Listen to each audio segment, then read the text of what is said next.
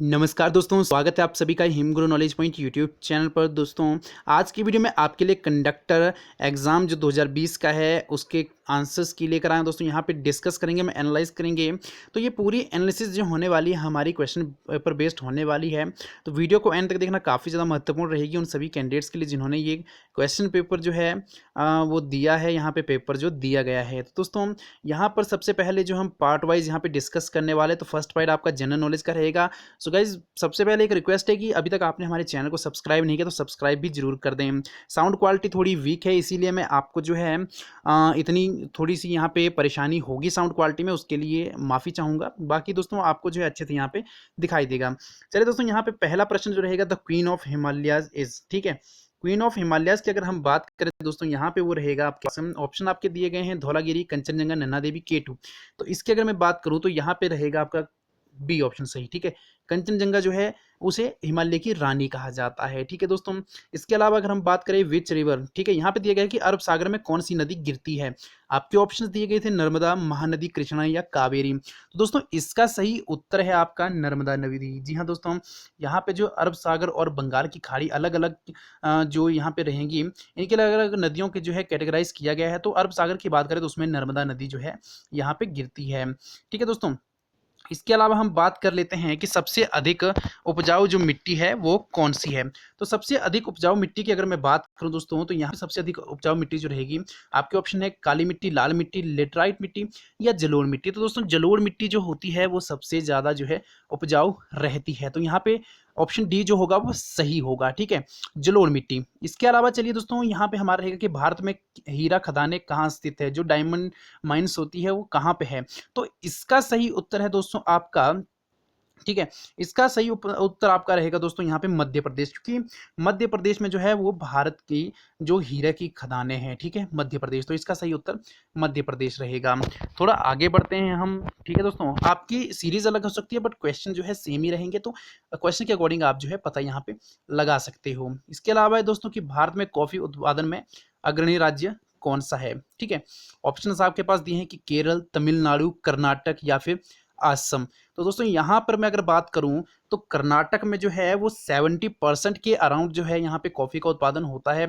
उसके बाद केरल में होता है।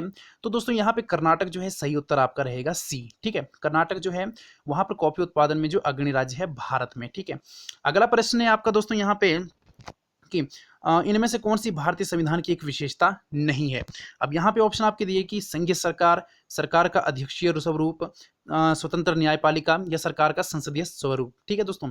तो यहाँ पे दोस्तों अगर मैं बात करूँ तो प्रेसिडेंशियल जो फॉर्म रहती है गवर्नमेंट की, वो जो है इंडियन कॉन्स्टिट्यूशन का फीचर नहीं है, क्योंकि आप जानते ही हैं कि जो इंडियन कॉन्स्टिट्यूशन है उसमें दोस्तों यहाँ पर जो है वो पार्लियामेंट्री फॉर्म है, ठीक है, प्रेसिडेंशियल फॉर्म नहीं है, पार्लियामेंट्री फॉर्म है। तो ये एक फीचर नहीं है इंडियन कॉन्स्टिट्यूशन का, तो बी यहाँ पे सही उत्तर आपका आएगा, ठीक है दोस्तों। याद रखिए, पार्लियामेंट्री फॉर्म है इसकी, प्रेसिडेंशियल फॉर्म बिल्कुल नहीं है, ठीक है। इसके बाद हम आगे बढ़ जाते हैं, थोड़ा सा आगे जब हम दोस्तों यहाँ पे बढ़ेंगे तो यहाँ पे दोस्तों आगे आप क्वेश्चन देख सकते हो, ये आपके आगे वाले क्वेश्चन होंगे। 7वें क्वेश्चन पे हम चलते हैं, ठीक है। तो यहाँ पे दिया गया है कि यूनिवर्सल अडल्ट जो फ्रेंचाइज है, ठीक है, उसने जो है, ठीक है, भारत को कैसा देश जो है प्रदर्शित करता है, ठीक है। सर्वाधिक जो सार्वत्रिक वयस्क मताधिकार प्रदर्शित करता है कि भारत एक ऐसा देश है जो धर्मनिरपेक्ष है, समाजवादी है, प्रजातांत्रिक है या संप्रभु है, ठीक है दोस्तों। तो इसकी अगर मैं बात करूं तो यहाँ पे जो है डेमोक्रेटिक है, प्रजातांत्रिक देश है, ठीक है। वो जो मताधिकार प्रदर्शित करता है, जो सार्वत्रिक वयस्क मताधिकार प्रदर्शित करता है कि भारत एक जो है प्रजातांत्रिक देश है। तो 7 का जो है हम दोस्तों यहाँ पे आपके पास रहेगा वो सी। सीरीज में आप देख सकते हैं, इसीलिए मैंने पूरा यहाँ पे क्वेश्चंस पढ़ रहा हूँ ताकि आप अपनी सीरीज के अकॉर्डिंग जो यहाँ पर क्वेश्चंस को जो है उत्तर इसके देख सकें, ठीक है। इसके अलावा दोस्तों यहाँ पे बात कर लेते हैं, the item education belongs to the, शिक्षा विषय संबंधित है किससे, एक संघ सूची से है, राज्य सूची से है, समवर्ती सूची से या अवशिष्ट जो विषय से है, ठीक है।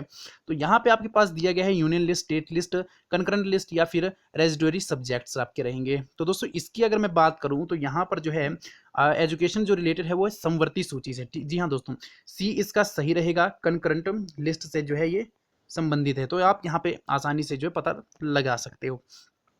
इसके अलावा आपके पास 9वें अगले प्रश्न पे हम आते हैं कि भारत संघ में एक नए राज्य को स्वीकृति कौन देता है, ठीक है। तो दोस्तों इसका ये काफी ज्यादा महत्वपूर्ण प्रश्न है और यहाँ पे जो ऑप्शन आपके पास दिए कि राष्ट्रपति देता है, सर्वोच्च न्यायालय देता है, प्रधानमंत्री देता है या फिर संसद देती है। ठीक है, राज्य को स्वीकृति कौन देता है भारत संघ में? तो इसकी अगर मैं बात करूं तो भारतीय जो संघ है उसमें राज्य को स्वीकृति जो है तो वो पार्लियामेंट देती है, यानी कि संसद उसमें देती है। तो इसका डी जो है सही उत्तर आपका रहेगा। इसके बाद है कि भारतीय संविधान में किस संशोधन के द्वारा मौलिक कर्तव्यों को शामिल किया गया है? अब देखिए दोस्तों, फंडामेंटल ड्यूटीज जो है हमारी, वो किस इंडियन कॉन्स्टिट्यूशन के द्वारा जो है वो अमेंडमेंट की गई है। ठीक है, कर्तव्यों को शामिल किया गया किस संशोधन के द्वारा? कौन सा वो अमेंडमेंट है ऐसा जिसके द्वारा जो है वो भारतीय जो फंडामेंटल ड्यूटीज है, जो मौलिक कर्तव्य हैं, उसको शामिल किया गया है भारतीय संविधान में? तो दोस्तों इसका सही उत्तर है आपका 42वां। ठीक है, जो 42वां संशोधन हुआ था उसमें जो है उसके द्वारा जो है मौलिक कर्तव्यों को शामिल किया गया है भारतीय संविधान में।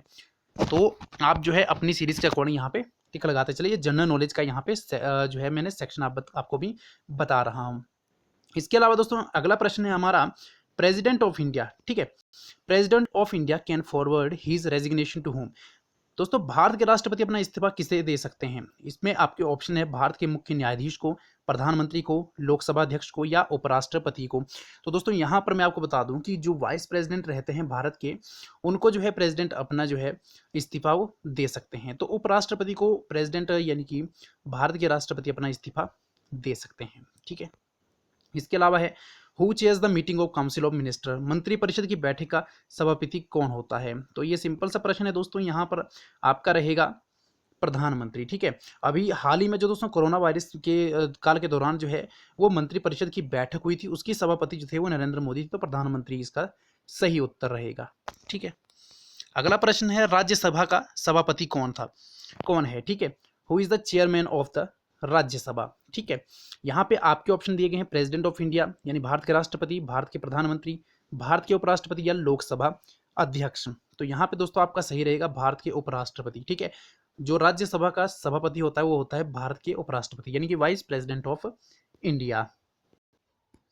इसके अलावा दोस्तों आता है इंडियन पार्लियामेंट इज, भारतीय संसद है एक सदनी है, द्विसदनी है, त्रिसदनी या इनमें से कोई नहीं? तो दोस्तों इसका सही उत्तर है कि भारतीय संसद जो है वो द्विसदनी है। ठीक है, यहाँ पे आपको याद रखना है द्विसदनी है। तो यहाँ पे अगला प्रश्न है, मुख्यमंत्री की नियुक्ति होती है, मुख्यमंत्री की नियुक्ति कौन करता है? तो सिंपल सा प्रश्न है और इसका उत्तर है गवर्नर यानी कि राज्यपाल द्वारा मुख्यमंत्री की नियुक्ति होती है। इसके अलावा है किन दो राज्यों का एक उभय उच्च न्यायालय है यानी कि कॉमन हाई कोर्ट्स किन दो स्टेट्स का है? तो दोस्तों इसका सही उत्तर है हरियाणा एंड पंजाब। हरियाणा और पंजाब का जो है एक ही हाई कोर्ट रहेगा आपका। ठीक है, अगला प्रश्न है दोस्तों, भारत में कितनी बार राष्ट्रपति ने आर्थिक आपातकाल की घोषणा की है? कभी नहीं, 2 बार, 3 बार या 1 बार? तो दोस्तों इसका सही उत्तर है कि 3 बार जो है भारत में जो राष्ट्रपति है उन्होंने आर्थिक आपातकाल की घोषणा की है। तो दोस्तों वीडियो काफ़ी ज़्यादा लंबी